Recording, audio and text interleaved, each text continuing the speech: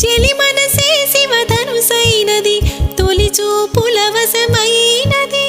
బలపు స్వయంవరమైనప్పుడు గెలువనిది ఏది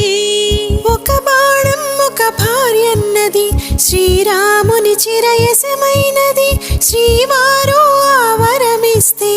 సిరులన్నీ నావే తొలి చుక్కవు నీవే చుక్కాడివి నీవే తుదిదాకా నీవే మరు జన్మకు నీవే